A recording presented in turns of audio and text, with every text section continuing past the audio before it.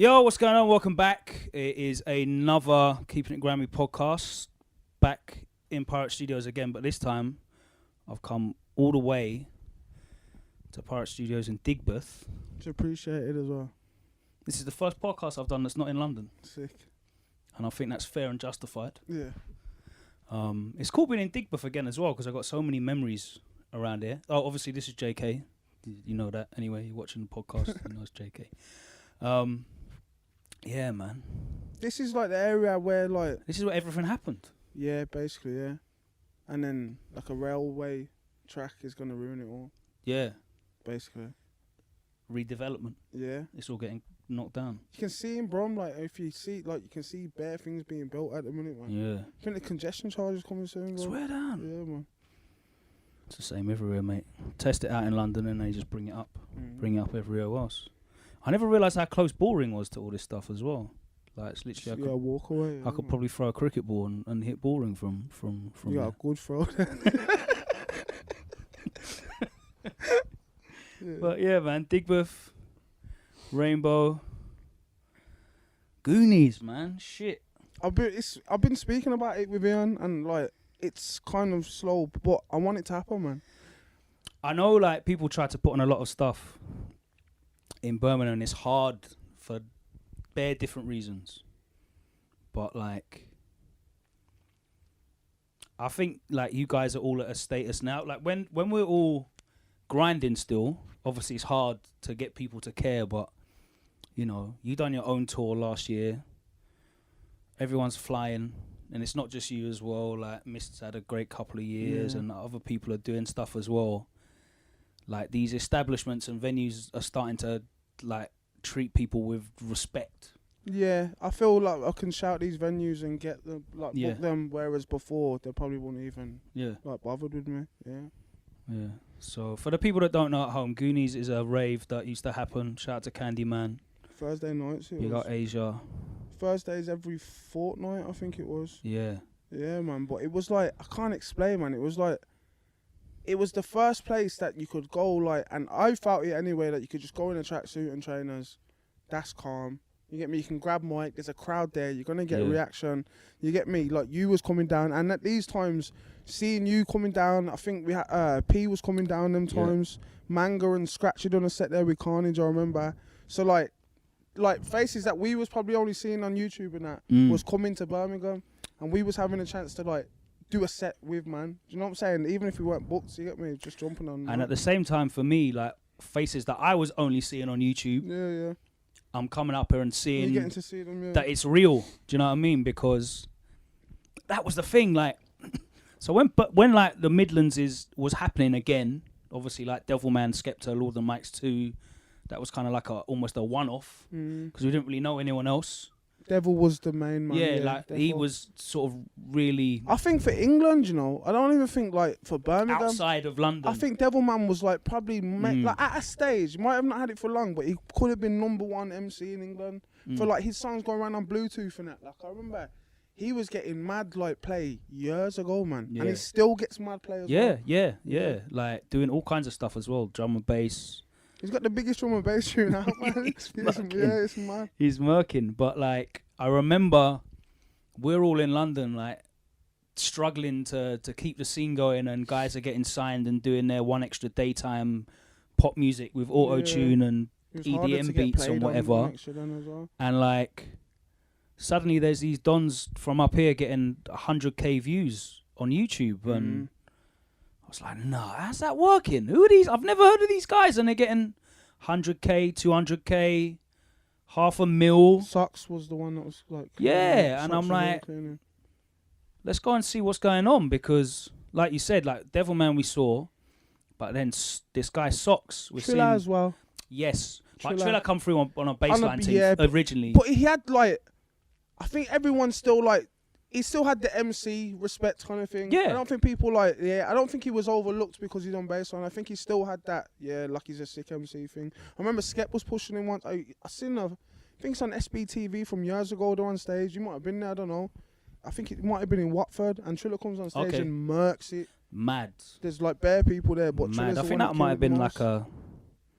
What was that? That might have been like a one of them garage raves that we got booked at on a one-away one. But yeah, I remember because really it was all the same culture anyway. I remember I did a New Year's Eve booking with Skep, Jammer, JME, Shorty, and we went to Northampton Town Football Club. And we walked in and it was shower. Baseline Rave. Yeah. Hands in the air if you're a manny man was going off and all of that. And I'm like, wow. I remember, I'll never forget it was a football club office building. So you it weren't meant to accommodate thousands of people walking around. And you had that, And so people are like trying to get up and down the stairs. There's no room. There ain't room for 100 people to be on that staircase. There's meant to be 4 people going from office. And yeah, just some dons wanted to get past. People weren't moving. Someone got shot on the stairwell. And I'm like, I have not seen this in a while. And it made me realise that everything was like back in the day in the Midlands. Yeah, it was like there was a bit of a stigma back in the day, I think, for raving up here. Do you know what I'm saying? Like East Midlands, West Midlands. I think it was a bit, man. I remember though, like I remember the baseline days, but going back to Goonies was like introducing dubstep. I think it was like there was it was that crossover time, innit? Yeah, grime dubstep kind of like because P was doing the tunes, as well. That's what I'm trying to go back. Like this, when I've been speaking, like bringing it back. I want to do like I'm not trying to shit because you're here. I was saying to them like, yo, we need you, we need P, we need Suck. You know what I'm saying? We need fucking who else used to DJ like on a regular from what's his name? It's quite a heavy DJ. I don't know why I can't remember his name. It'll come back to me. But like that's like get them man on there and have the chance. Like there's people in Birmingham that produce and things like that can DJ. And there's a possibility like you can end up busting these man through just like putting them on the lineup and letting them be a resident DJ and things like that. You see like Brucey in Nottingham, he's a crud event. He's just like all his brethren he was booking and now they're headlining festivals and that. Like that's what I see the potential with Goonies, man. It's been 10 years, you know what I'm saying? Trust me, bro. 10 years of Goonies. That rave where you were on stage with Stay Fresh and it was all a bit tense, and I remember I played.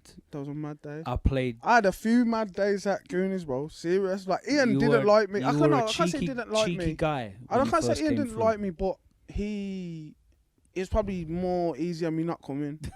Yeah, that's probably. It was enough stress as it was, but that was 08. Yeah, I remember I played three remixes of Spartan back to back, and. That was the tune, you know, that used to lick off there. I remember Cozzy come down and fucked it up. That was the rave. Yeah, that was that rave. Me, P, Blacks, Cozzy was there. There's video of it. Candyman. I think Lil D was there. I think he might have been. I'm not sure if he was. I remember Cozzy fucked it up though. Cozzy I think that's why he fell in love with that beat. Got the deepest reload. Candyman's crowd surfing. Ian's crowd surfing. Yeah, he jumped in the crowd. It was mad. Oh yeah, I remember. And this is just like in a converted like pub space. Like it was sick. It was real, authentic, old school. And like, because I'd already seen like the crew thing, because Stay Fresh in the West Midlands were really pushing out. We're gonna do tunes. We're trying to move as a collective. Very tidy, very like they a had professional thing. Because they had Jamie around them, and then Desper as well, and they're on point. And we was. And then Invasion come through as well, and it's like, yeah, these guys are just like raw, cheeky, talented. No tunes. Yeah. Bare freestyles. And I'm seeing you, man, and Socks doing all these views on YouTube, and I can't play anything because it's all like freestyles, no tunes. I remember them conversations, bro, and like, we knew that as well though, like being Invasion, like we could see Stay Fresh were very polished and they had their like they was dropping the EPs, and I remember Saf was dropping his stuff early on iTunes and things like that, and like it seemed like their business was in good hands at the time, whereas we was just like we didn't know what we was doing. We just knew about I found out about selling t-shirts, so that's what I thought. That was the only income I was trying to bring in, bro. So it was, but we was kind of happy with that though. We was happy with being the markers. Like we knew, like we was like, I say it like openly, like I think we was better. So we was happy with that. You get me? Like we had the markers. So, but they had the business, you know what I'm saying, bro? And they look good all together, and they backed each other so sick. And their sets, they done a set on your. There's bare sets that we done, man. There's the one. I know the one. Yeah, there's the one. There's that one, bro. Was like, it's stupid. Like their chemistry and that was, it was ad-libbing each other. Yeah, man. Definitely gassing each other up when they're spitting the lyrics that they know they're meant to gas each other up on. It was like you said, it was like a well-oiled machine, the way that worked, and they were getting the opportunities, obviously. But you know what? That's the same process that all of us went through as well in grime, where we didn't have any understanding of how anything worked.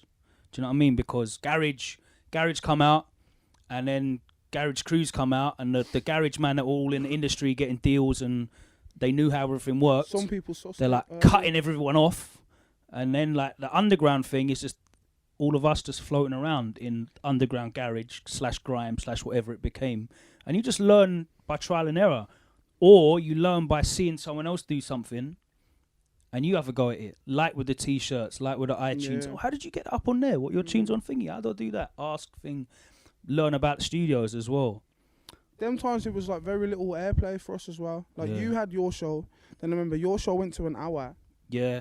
Like times then it was like Q had the 2 hour slot, like 1 till 3 a.m. on a Monday, Tuesday. On 1X. Cameo blocked us, didn't play, man. Really? Like, openly, wouldn't play, man. Nah, he was open about that as well. Why is that? I don't know, bro. Like he tend to have his set that he liked, and then I remember at a stage it was like, who was he working with? Like Max, Cozzy, Screwfizzer, and like that. And I remember Grimsickers must have like sent him a thing that says, "Yo, bro, I don't think it was Kane. Might have been the one whatever he done before Kane. It might have been a bit earlier than that, but I remember he sent him a tune, and he messaged Grim back like, "Nah, you're on the other team, bro." And if you're in a like, you know what I'm saying? Like that meaning like Grim's over with us, like, you know what I'm saying? So if that's like being in a position of power, you can't be biased, and you can't have like, you know what I'm saying? Like you play what you're meant to play. Do you know what I'm saying? Like whatever's hot, everyone should have their fair chance and run-ins. Do you know what I'm saying? So at that time we weren't really getting like I remember like we didn't have much tunes, but like there weren't many opportunities for us to like take advantage of back then. And I remember like who like Mr. Jam started doing his like 60 minutes and things like that. I think that's like when it really first started, like you could hear us for longer and at better times on the radio rather than stupid o'clock. I think that like what you guys were doing with your YouTube stuff as well, and the Pirates were up here, like Silk City was nang. Like that 4-hour block was sick. It was sick. It was good that we had someone up here that like invested and wanted to have something like that in Birmingham. Because that's kind of the advice that I used to always give to everybody, and like you did it without actually me speaking to people about doing it, but like everyone was like, oh, you know, the London man need to fuck with us. We want to get like support here, and obviously that's important. It has a massive effect on your career, but the biggest, most important thing is you need to have your fan base on lock. And when you come to Birmingham, bruv, all the kids are watching like JDZ and was it Grime Blog? Grime Blog. Yeah, P110, like Floss. P110, like that's all they're listening to. That's all they're watching, and that's where all them views and streams were coming from. You know, and they're buying the teas and they're copying the mixtapes that you put in the Hatman shop and that, and it's like your own ecosystem. So that when we do come here, I can like it's not a thing of, oh, we're all much bigger than you, man. The reaction was the same. Like the reaction that P was getting when he was spitting in Goonies is the same as the reaction that you man were getting. Like like you were levels, so it made us go away and know that this is worth representing for. This is worth showcasing because there's people out there that care about it. I remember Mikey got on Deja and we built that kind of bridge. Like we was going up to Deja and things like traveling down, man. I respect that a lot. People from Deja ended up coming to Birmingham as well. Like it was kind of like a mixed thing. Like we was going up there and the MCs were coming to Birmingham as well. That's kind of when we started like crossing paths with like Villain, and Shiz and like, and you know what I'm saying, like Jamaica. That's how it used to be, you know, back in Yeah. the day when like Roll Deep used to come up I and go remember on Silk City DWE in coming like down. 01, 02. DWE come down on Silk years ago, bro. Like Yeah. I remember things like that, man. That is how it was though. But so like we was getting their listens, and they was coming down here, and they was building like their little like platforms and fan bases in Birmingham where they might have not been getting heard. We had their fans, they had our fans at a stage, and we was getting to go up there. I remember going to Deja and finding out like a London set mentality, where in Birmingham, if you get a reload, it was like everyone celebrated and everyone's happy. Like, you know what I'm saying? In London, we found out if someone gets a reload before you're about to spit, or after you just spat, they've murked you. But we don't see like that. Like, we've never seen it like that. But I learned that when I went to London, because I'm trying to think, who was it under set, man? It was Killer P was at the set, Nico was at the set. Like Nico from Morfire, like it was a bit of a like, and I remember them two like back in the day. I remember watching them two clash on YouTube and things like that. So it was surreal being there then. But I can't remember who tried to get me. But someone like I at myself, I didn't feel it. Like, you know what I'm saying? Like, I thought sick, yeah, he's gone in. You're like almost innocent, oblivious to that kind of innocent. And then I've realised, like, yo, you think you just murked me, innit? Like, you think you just murked me. And I remember like that, like resonating and realising like it's completely different. Like, it's more hungry in London. There's more people, I think, trying to shine and prove themselves as the bigger dog. But you guys were clashing up here on a normal, like. Yeah, there's probably more hunger and less but there's probably less ego in Brum. Like, there was, because that was the platform where we could get views and where people could see us. Yeah. So we would throw ourselves at chances at Lord of the Mics and Who's the Boss and things like that. Because we know it's banged on a DVD. It's going to go around everywhere. Everyone's going to watch it. Because I guess, you're looking for them platforms. That's the best chance for us to be heard, yeah. So we'd throw ourselves. I remember Mikey done his thing at Silk.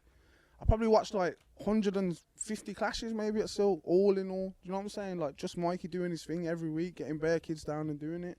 It's what people, it's probably the quickest way to get seen. Yeah, definitely. Socks Clash, no, I remember when Socks Clash Cozzy, I done a send, trade mission sent for Socks and things like that, and it was going back and forth. And then I remember the day that Socks Clash Cozzy, I got a phone call because Cozzy didn't want me to be at the clash, so I had to wait in the studio. This was the second time, it's not the first time when Socks choked on the stairs, it's the second time when he clashed him. I got a phone call saying, yo, will you clash trade mission on road? I says, yeah. And then that was meant to happen. And I was gassed, like, I was ready, I remember, and then I got a phone call like, nah, it's not happening. That was just like a spur of the moment thing. Because they knew that I was on it. They knew they could. That's what I'm saying. That's how Hungry Man was. You could throw that opportunity. Because that was a normal thing. Like, oh yeah, today, come and clash my man at thing, and you Like now, you know what I'm saying? No, right and prepare. Like, whatever bars you've got, if you can throw his name in, anything like that. Do you want to clash him? I said yeah. Yeah. And it never ended up happening. And then obviously they knew that I was on it. And then when 4 come around, they shouted me about who did they ask me to clash first? They threw a name at me. I was on it, saying I didn't care who it was because I wanted to do it. And then they said Discarder, and I was oblivious to Discarder. I didn't know who he was at this stage in my life. I didn't know about Discarder. And everyone's saying to me, like, they're spitting his bars to me, like, you know, and then spitting his bars, and I'm like, nah. Because you're a completely different generation to that. Yeah. Like, I didn't know about him. I was just like, fuck it, I'm down. And then I had to furthermore, it didn't even matter who it would have been. It could have been any name. Yeah, I was aware of him probably one of the last times I've done the Deja sets before I'd done Lord of the Mics maybe, but like I didn't really know about him, so I had to like do a bit of research on him. Not even a bit, I went in, I had to do research, I had to find out who he was. And I remember Jammer put us on the phone together. That was the first time I was going back and forth.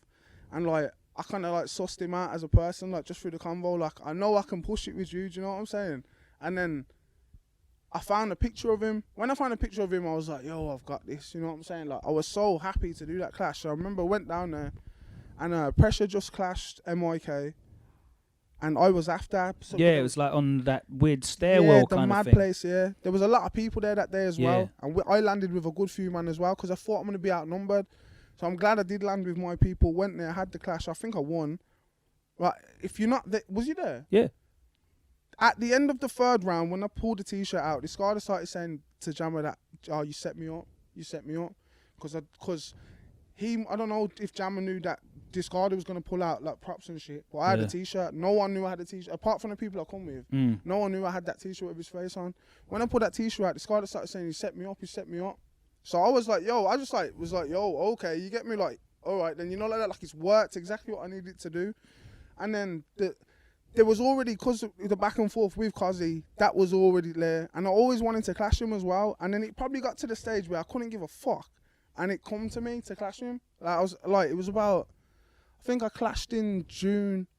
My son was born in August, so there weren't much, like, it was more so like I found out it's not a freebie, it's not a free thing no more. Like, I value myself. Like, I've done the first one for free. Then I realised that obviously I've got to gain experience and I'm becoming a man. And like, I know, like, I value myself. You can't get that for free again. So when they've come to me again for the other one, like, I knew, like, yo, I can get some dough out of this. And that's what I done, bruv. I made sure I got some dough out of it. And it literally set me up, bruv, for, like, the first few months of my son being there. I had to get Prime, I had to get, like, that's not remotely cheap. It's not, bro. When I was like, and especially at the time as well, bro, music wasn't paying. So it was like, I needed some dough, but it probably fell to me at the worst time, man, where like, I didn't really give a shit about clashing. Like, it kind of felt like, it's not like, I still do it, but it wasn't like, I wasn't as hungry for it. That's all I used to care about. Like, at this time when I clashed my man, I wanted to make music and things like that. So I ended up clashing in, bro, and I was never prepared. So when I've gone there, I remember I've ended up going, I was in the kitchen like 4 days. I was at my mum's yard in the kitchen like 4 days before the clash. And mum was like, I was in, my bedrooms were there, like trying to like prep talk me, like, have you wrote on that? I'm like, I got like a 32. I was like, yo, you need to write, bro. You know what I'm saying? So I was like, yo, it kind of clicked in my head then, like, yo, I do need to write something. And I ended up just fucking fluffing it, bro. Then I ended up clashing him again at the, I think it was Islington. The live one? Islington 02. Ended up clashing him there. I feel like I got the better of him there. I made sure, like, I kind of proved my point at that one because I felt I let myself down on the dungeon. So at this live stage one, I had to feel like I had to prove my point. And I proved my point that much that someone threw a drink at me. I remember that. Yeah. So, like, that was, like, I swear to God, like, that was so hard to not just fucking lose my head then. And I remember, like, stopping my brethren from, like, a couple of my friends didn't want to allow it. And I was like, yo, just allow it. You know what I'm saying? Like, I'm all right. You know what I'm saying? Like, allow it. Yeah. Because I felt like I won anyway. So I didn't, if I felt like I lost and I had a drink thrown at me, I probably would have fucking lost my head. But I felt like I won. I felt like I rubbed it in a bit. You know what I'm saying? Like, I give it to his boys and that. And I got a drink thrown at me. So I kind of, like, I took it on the chin kind of thing. Because I still felt like I won, bruv. But I remember, man, it was like, doing the both of them, I'd like, I'll look back at that. Maybe, you see, when it come back when, after Skepta and Devilman on 2, when it come back with Socks and Kazi in 3, the nostalgia of how it gassed us up, like it was back and there were chances to get back on it. I'll probably look back on it in the next generation. You know, when the next generation are gassed to get back on it. Yeah. And I'm looking back on it like I've done something legendary. I think I'll realise, like, the level of what I've done. Because I've headlined 2 of them, which is a bit mad. Yeah. I mean, like you said, it's on DVD. It's there forever. It's something that people go back and refer to. Oh, I skipped to Devilman still. Bruv, I know exactly what happens. Do you know what the wickedest thing is as well? Like, I remember being in Skepta's yard watching, like, Ninja Man and Supercat clashes and stuff, and, you know, Sting and Sunsplash stage shows and whatever. That must have been like 03, 04, 05 kind of times. And then obviously the Lord of Mics 2 happened.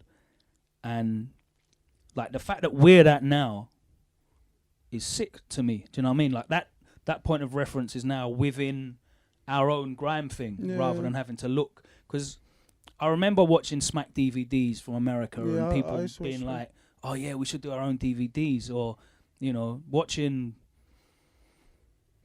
like World Cup Clash with Mighty Crown and Ricky Trooper and Black Cat and Jaro and whatever.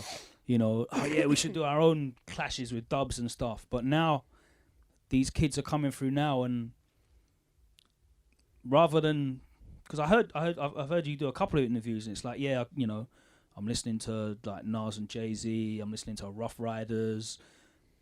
The kids coming through now, well, what made you want to spit? Yeah, I listened to this man and that man, and they're us. Do you know what I mean? It's a sick time. Yeah, they are looking up to us now, man. Grime's like expanded so much. I think I can't say single-handedly, but it almost is, in my opinion. Like, Skepta and Stormzy have brought so much money to the game. Like, I remember in 2016, every time I saw Skepta, I would make a point of thanking him that I could pay my mortgage. Because he's brought bread to the game. He's brought so much, like, I don't want to say middle class. You know what I'm saying? But maybe a group just of wider, kids, innit? Just wider audience. Yeah, that put money into us and that stream our music, which helps us earn. That will, like, we can get bookings and do shows and things like that. And radios accepted it more. Like, we can get played in the morning. Anytime you can put radio 1Xtra on at any time of the day now, and you might hear a grime song. Like, you might hear something of our, like, what comes from us lot. So I think it's really been accepted more, and I think, like, them two really helped that. Like, I think that, they like, were massively successful. Yeah. They weren't like a little bit.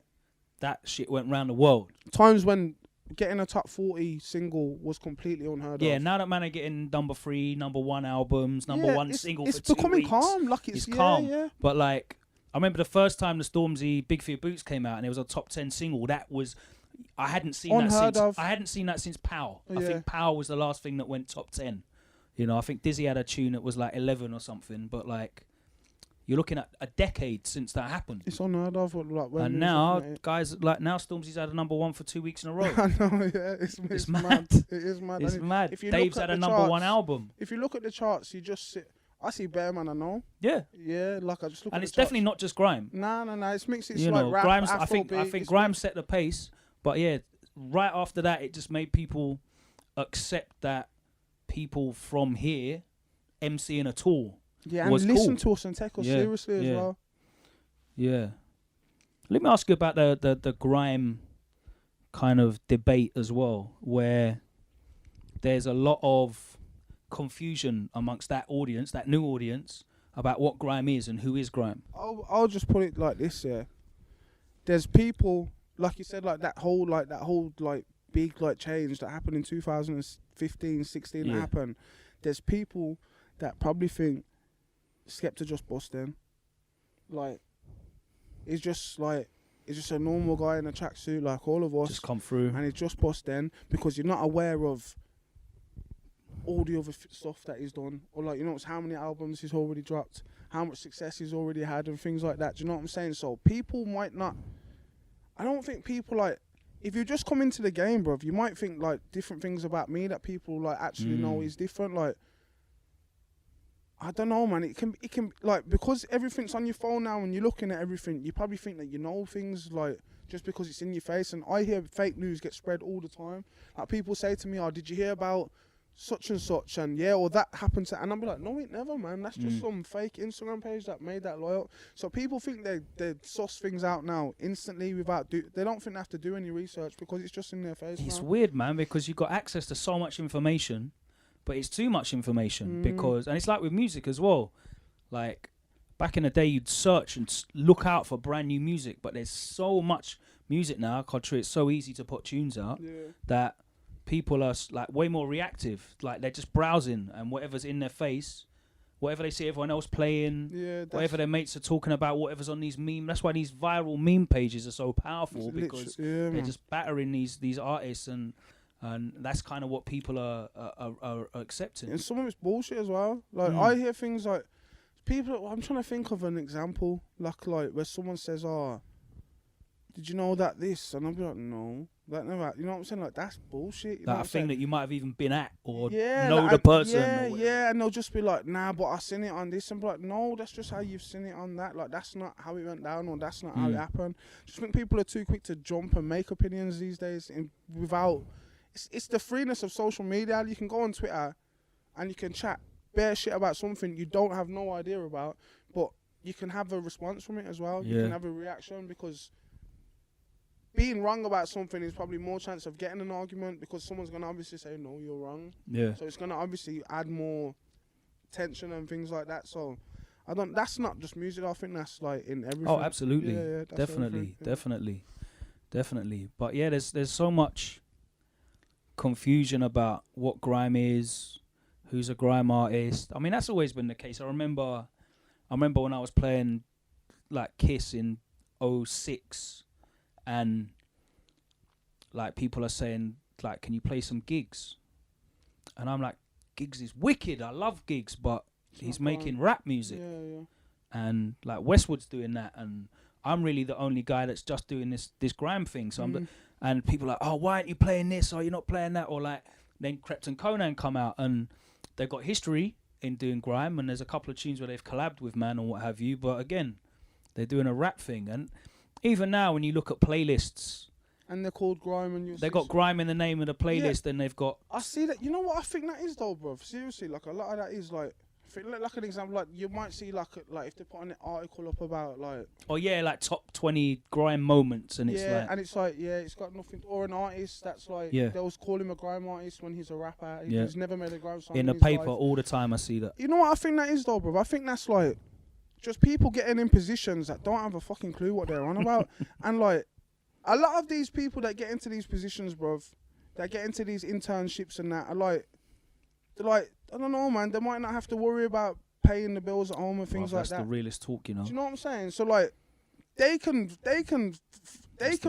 invest their life into something and their time into something and get that role because they don't have to earn the bread at home. So it might be falling into the wrong hands. So these journalists, these A&Rs and people like that, they might not have a fucking clue, bro. If you can afford to live on that 18k a year internship in London, which you shouldn't be able to live it's on. Not, that in you can't. London. Yeah. As an individual person, you cannot live on that. You've got to be living at home with your mum or dad. And everything's nice. Everything's blessed. Like you said, a lot of the time that means those opportunities are not going to fall to the people that really are qualified and for get them. it. Yeah, definitely. You mentioned as well about like when the sound's expanding 2015-16. What I've noticed this year is that like really the grime representation on a lot of these lineups now is way less than it was. But yeah, I'd agree. I'm seeing you on so many. I know you literally came back yesterday from Great Escape. Yeah. You were on the was it BBC Introducing or no? One extra stage. That's what it was. Clash magazine. Yeah, like your summer's full up. Thank God.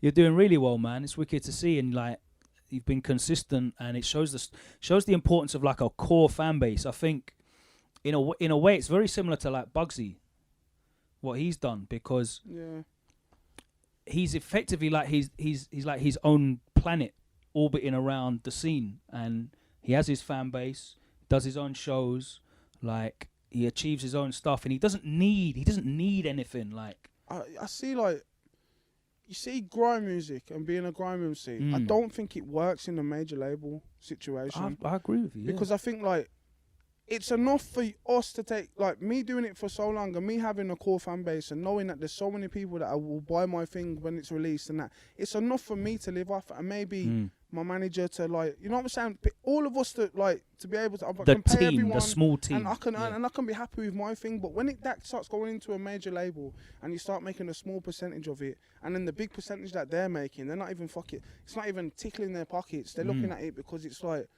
they're seeing millions a day off, I don't know, Taylor Swift, and you know what I'm saying, like, and you these know what? People, their spend is mad as well. Yeah. Like the campaigns that you and Desper are going to be putting together, because a lot of the time that's your money, or you know you're getting the lion's share of the profit when it does recoup.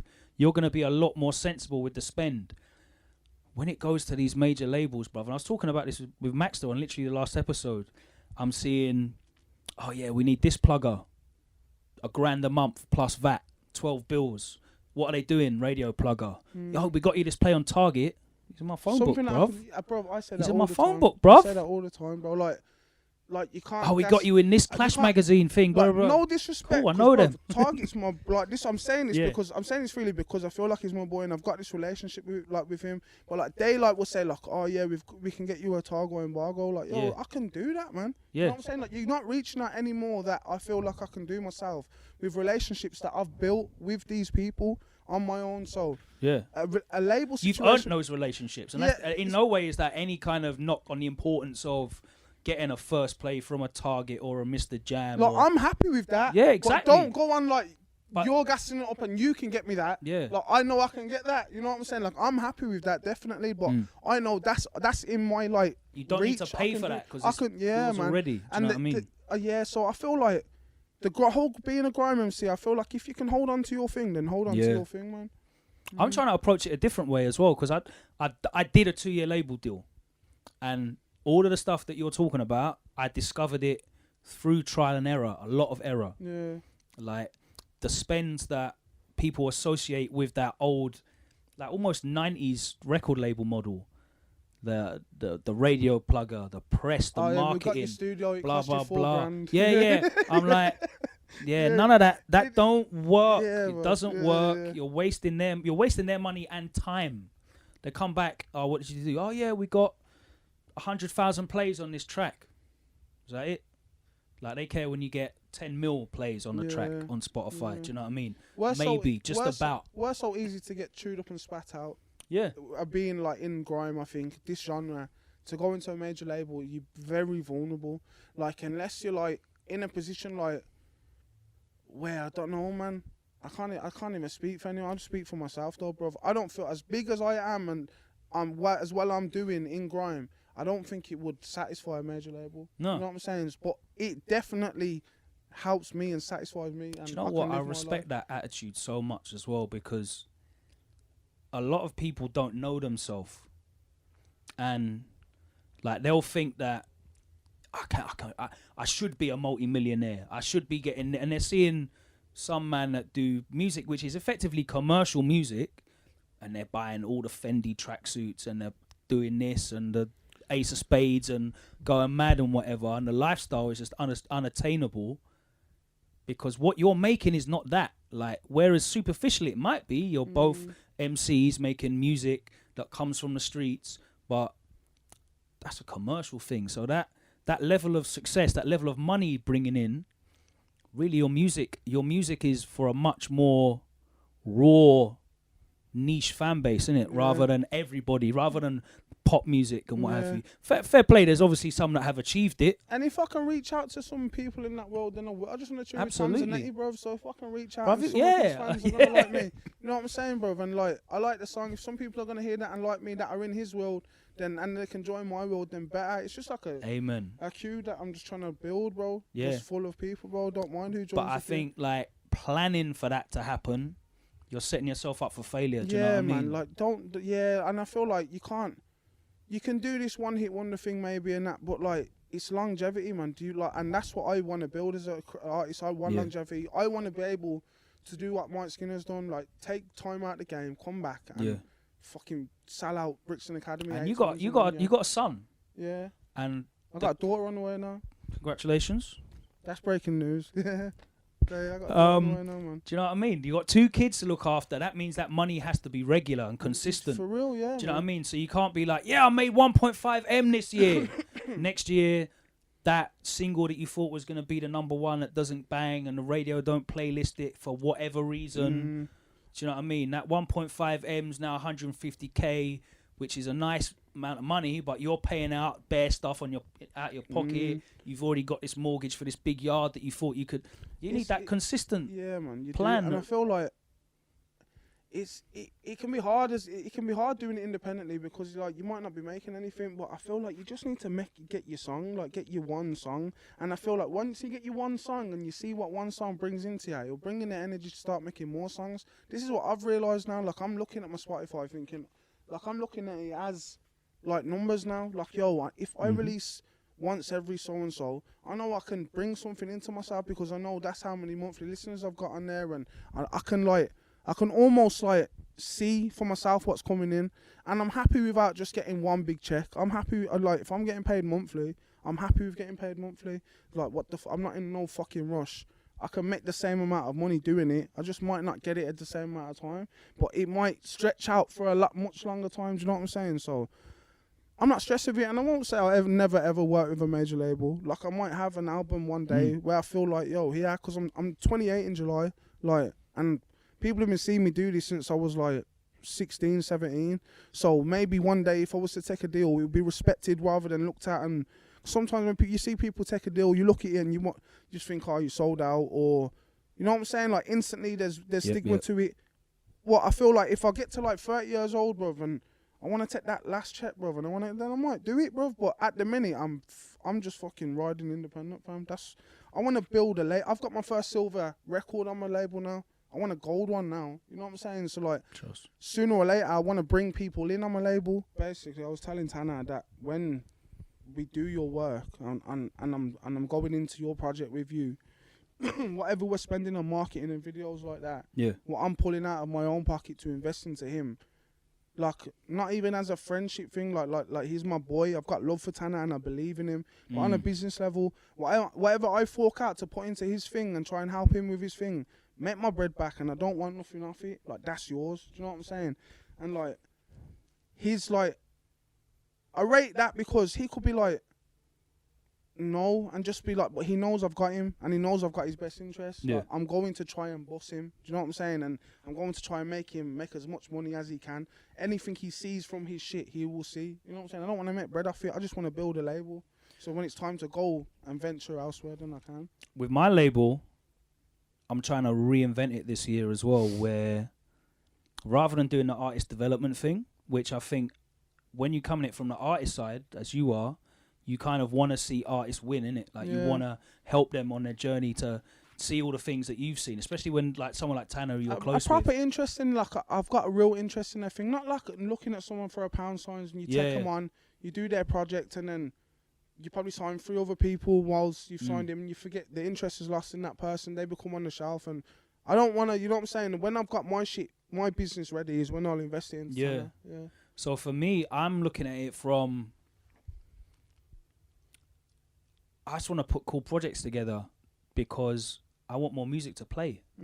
Like, it's like a selfish yet beneficial standpoint where I've tried the artist development thing, and really when you're doing the artist development thing, you're waiting on that artist to hit at certain level where, like you said, with the Spotify numbers, you have to put out stuff consistently until they start getting those numbers where, okay, cool, yeah, I know if I spend this and this, it's going to make that back in this time and blah, blah, blah. But with me, like, because I haven't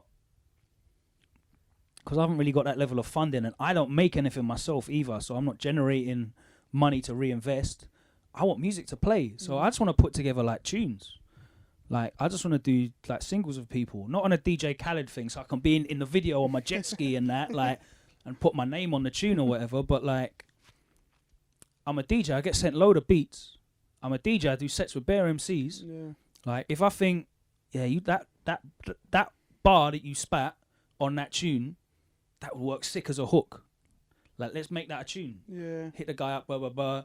Cool. Yeah. Put that out like that and do and just be like, because as a DJ, I feel like I'm good at picking out music that I like. Exactly. You know there's a discarded bar that you can throw on a hook.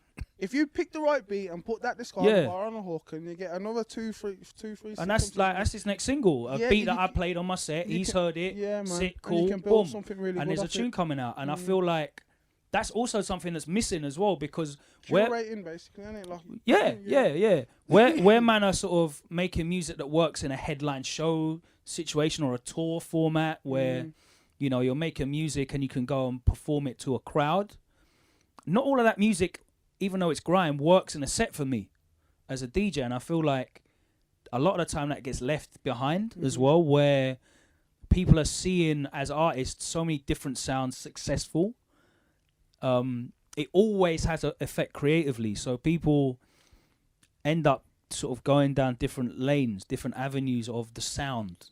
Still grime, but trying different things. Yeah. And where the rave thing is not as popping at the moment, you have less reasons to make, I'll make this tune that'll get the biggest reload in the rave or whatever. I'm having it with now, like, I'm a grime MC, like, I make grime music, but I will make other things. I make garage, I've made a drum and bass tune recently. But the first thing you ever spat on and recorded in your bedroom was not a grime tune.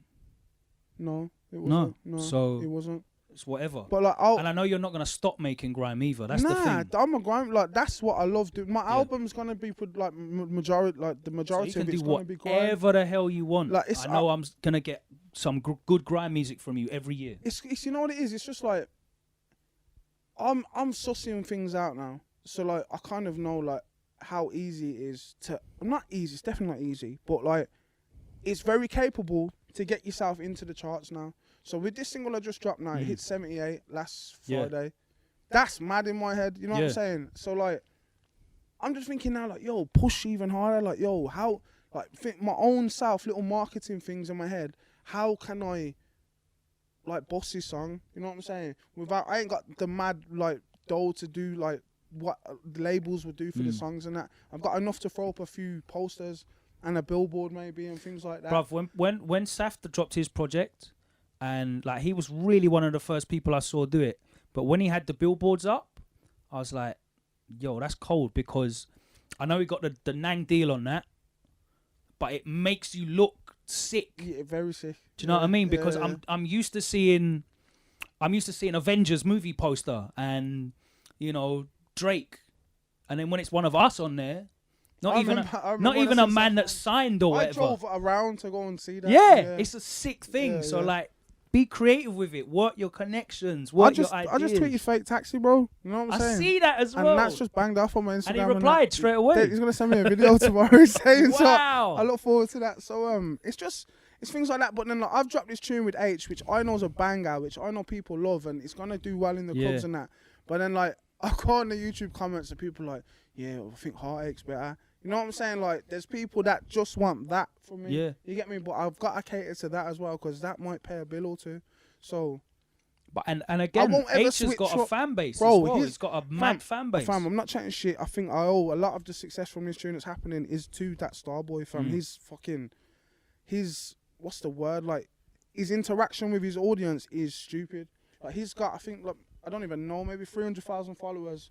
He'll get 100,000 likes, calm. You know what I'm saying? That's mad. But you don't, like I've got nearly 190,000 on Instagram. Yeah. Like, my most liked picture's probably 30,000. Yeah. Do you know what I'm saying? My interaction's dog shit, bruv. I've got like... so many people just watching it, but everyone, like, not everyone, but majority of the people that see what he's saying and what he's doing, they're onto it. Exactly, so. Which means they're consuming. Do you know what I mean? They'll stream that up. Bruv, Spotify is such a blessing for us, because I can remember the days when no one wanted to fuck with Grime because no one bought it. Them kids, they're just downloading everything. They're just sending each other, they're file sharing. They're not paying for anything. Now, in 2019, that's how you get in the chart. That's why guys are getting in the charts now, because back in the day where no one really wanted to have anything to do with us because the kids were not physically spending money for the iTunes download or the CD or whatever because they could file share it. Now, the way that the industry's set up, you can't ignore it. If that's what's we've hot, been doing that for a play decade, innit? Yeah, Do you know what I mean? And that's how hot, guys are getting #1 albums. They're getting, you know, these crazy things where the album drops and they've got 3 or 4 tunes in the top 10 because the stream numbers are so high. And, you know, the power is definitely in people's hands, I think. You can see that it's definitely changed now, man. Like what you said, man. Like, Dave's album, he's probably got, like, when it dropped, it probably had like 4 or 5 songs that were in the top 20. Yeah, do you exactly. know what I'm saying? So, like, you can see how it's changing, man. Like, we're becoming the household names, man. We're becoming, like, these people, man. And, like, it'll be nice to see in a few years, man, when people have got albums. Do you know what I'm saying? Like, everyone's, like, debut album at the minute. I feel like this new generation that's coming through, like, next year's my time. Like, I'm going to drop my album. I feel like, but I want to see when everyone's got, like, 2, 3 sick albums. That's the hard one, innit? Do you know what I mean? Because everyone that gets big, they get a good 1-2 album run of being relevant. Yeah. But that 2/3 album run, that's when you can really tell if someone's gonna hang around. If they're an artist, if they're like a real artist, yeah. And that's kind of the bracket that I want. And if they've held on to that fan base as well. I used to think, like, I don't want to spit bars when I'm over 30. Like, that's defo not in my head. That's mad. Yeah, I used to always think that. I used to think, like, it wasn't cool to do that. But that's not in my head no I hear that from a lot of MCs. Not 30, but, like... When I was a kid, bro, that was, yeah. Yeah, because, like, when you're 17, 18, 30 is so old. And you say, yeah, I want to be a millionaire by the time I'm fucking 21. 21, yeah. And you're not. You get to 21 and you're not. Keeps moving. You're worse than you was when you was fucking 18. But, yeah, like, that was, like, I used to think that as a kid. But now I think, nah, man. Like, yo, like, doesn't matter. As long as it's hot, bro, it doesn't matter, man. Like, as long as people are resonating and they're taking it in, like, I will always listen to Jay-Z, no matter how old he is. As long as it keeps coming with some sick shit, I will always listen to him, bro. I will always listen to Skepta. always listen to, as long as he keeps the fucking consistency and it's cold, I will always listen to him, bro.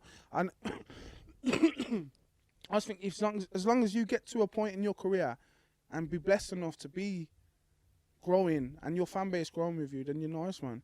Like, I feel like I've got people that have been with me since I was 16, 17 that still listen to me, that remind me, do you remember that song you make? And I cringe, I didn't even heard it. That's the best, bro. And I cringe, they just named the title of the song, and I just think, fuck, you heard that? Like, how do you can still remember that? Do you know what I'm saying? I get people say, oh, that set you did with Thing, and I have to go back on YouTube because I can't even remember the set happening. But it's up there, and you know, they'll rinse that set over and over, and they'll tell me how much it means. Obviously, there's some of the bait ones. I think Fangirl's my favourite moment on yours ever. I think that's probably my favourite moment. Actually, I like Skepta and Gets and Badness's commentary. Yeah. That was sick. That was bad, bro. Just Badness. Oh, okay. That was sick. But I think Fangirl's more. It was more like, even though he's from Nuts, he's not from Brom. He's like, brap, you know, like that. Like, you ain't seen man that was the like purest reaction as well. Like when he got that It's forward. because it was cold. It was no other reason. When he got that forward in a room with 30 men that were all levels in the scene, that was the purest reaction. Like his happiness for getting that reload for that bar. I was remember so that. pure and honest. And I remember that, bro. think people felt that a lot, man. I think that's like, you know what I'm saying? That's what. Yeah, maybe we can get on Logan, you know, like that. Like maybe there's a link. Like now I know someone knows Fangirl. Now I'm done out here. Fucking hell, mate. No, we're not done, man. I just think it's evolving, man. It's evolving, bro. Like this is the new radio.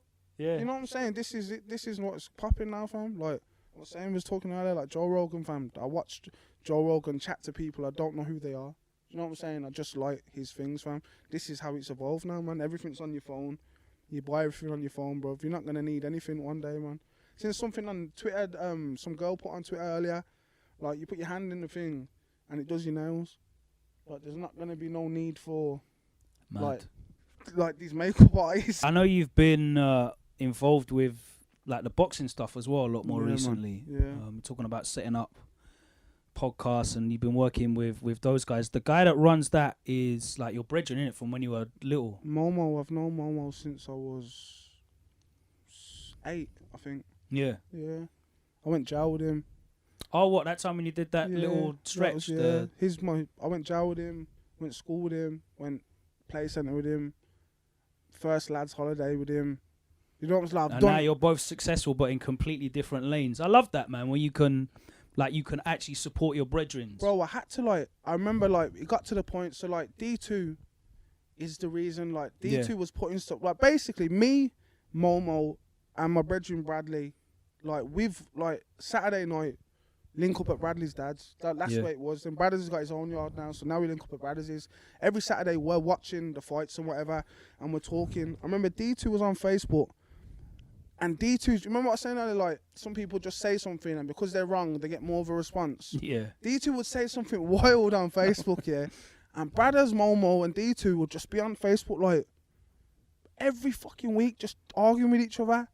And Mum was like, yo, just why don't you record it? Yeah. And then, D2's like, yo, head movement. I was like, yo, that name's bad, you know, like that, that's a bad name. So he was like, okay, so what we're going to do? So we sat down, we've gone in, and was like, I've said to him, yo, anything I can do, I'll help. You know what I'm saying? So, in circumstances, I sponsor Charlie Edwards. Okay. You get me? He's WBC flyweight world champion. You know what I'm saying? That's not a joke, fam. He's got head movement on his shorts here when he fights. Sick.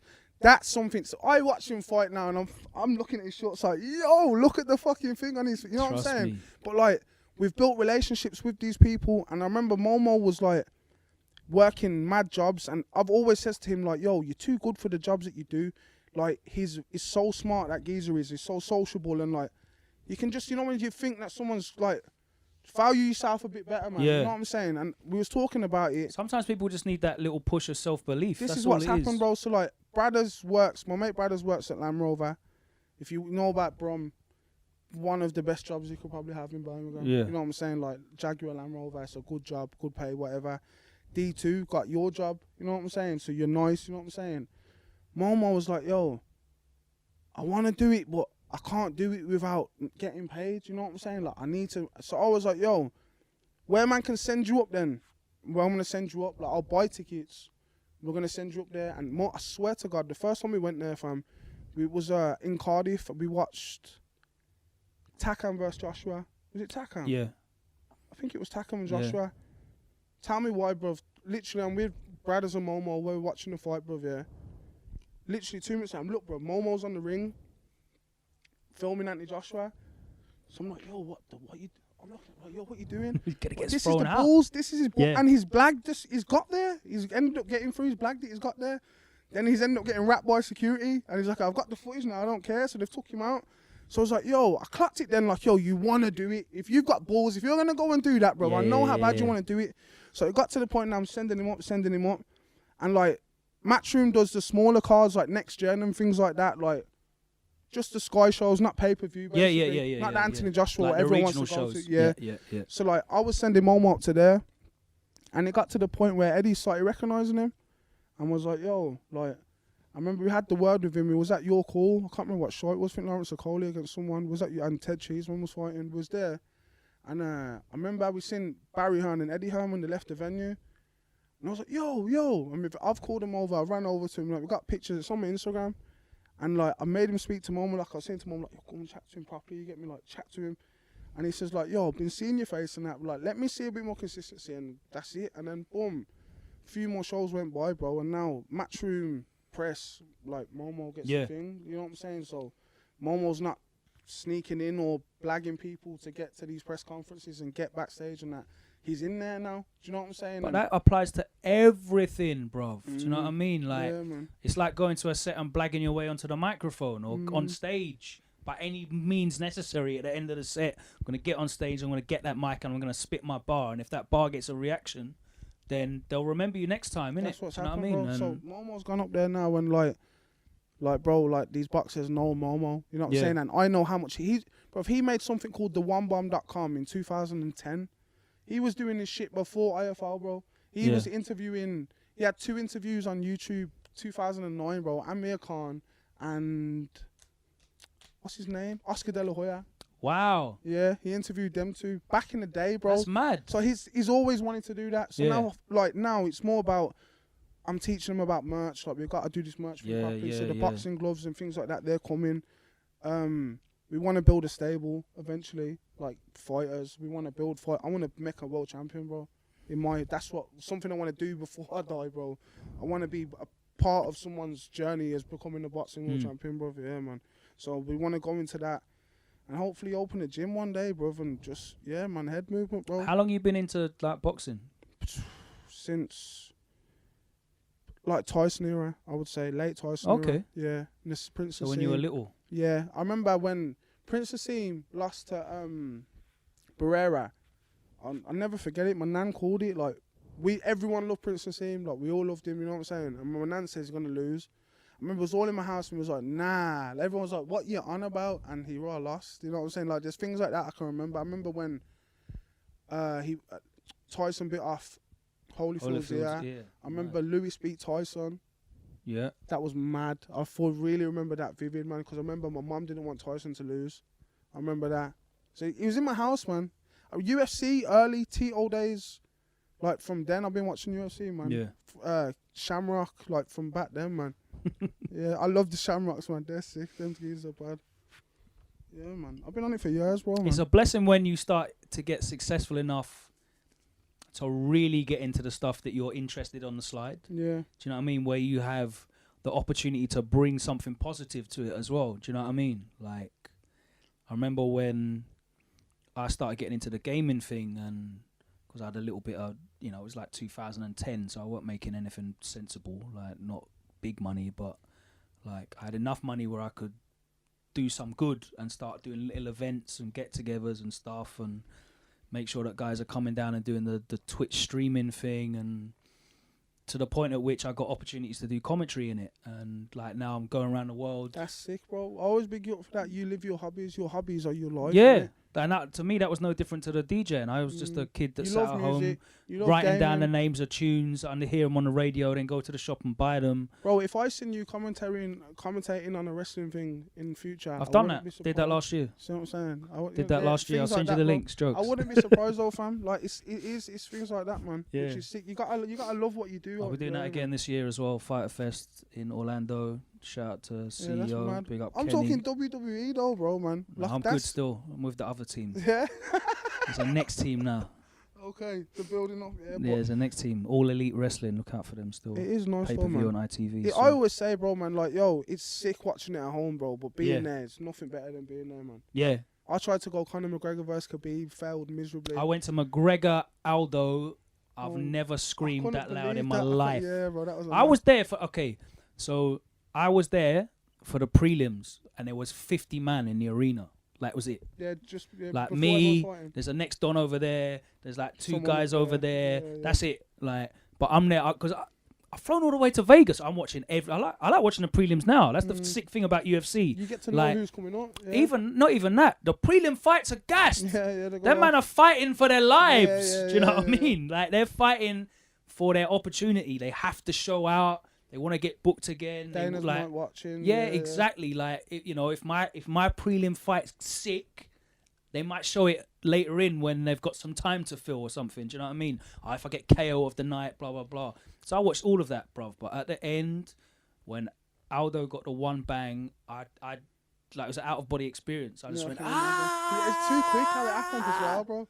Too quick. It's mad. And the hotel afterwards, bruv, going round MGM, mental. Like Dublin. Yeah, basically it's jokes. But I've been going UFC for ages. I remember I went. I saw Crow Cop get knocked out by Gonzaga in Manchester. I remember when that happened.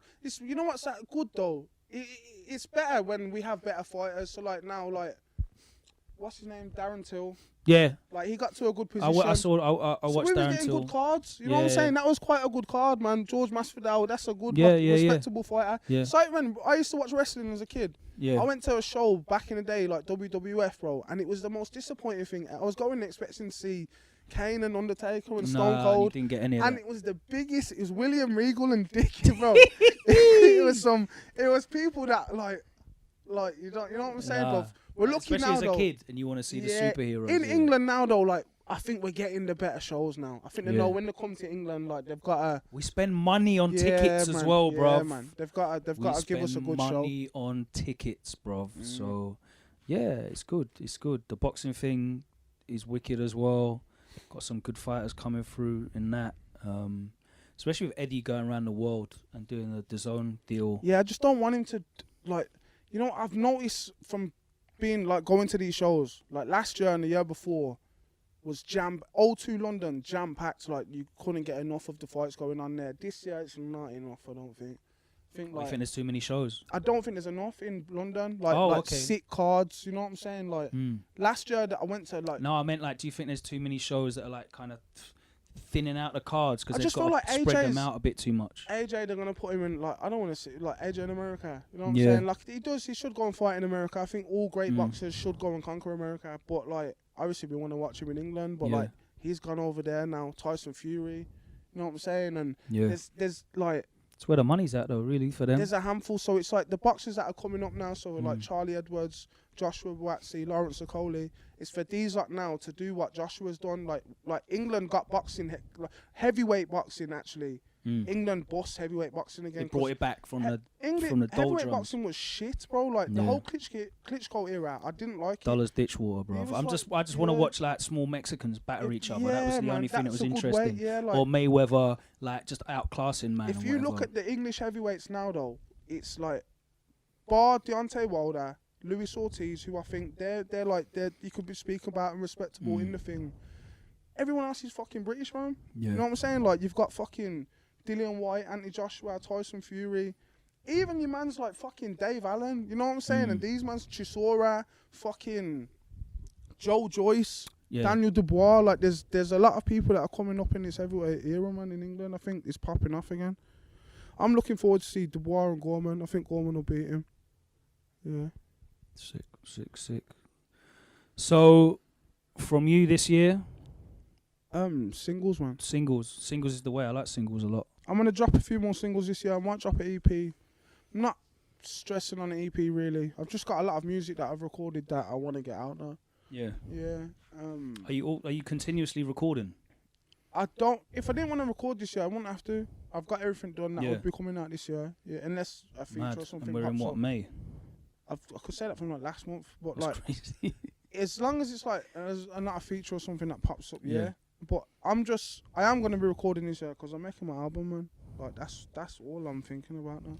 Yeah. I want to make the baddest. I think a good album is like a 18-month to 2-year process. Yeah, it's not easy anyway. Yeah. A good album, you know, to really do yourself justice.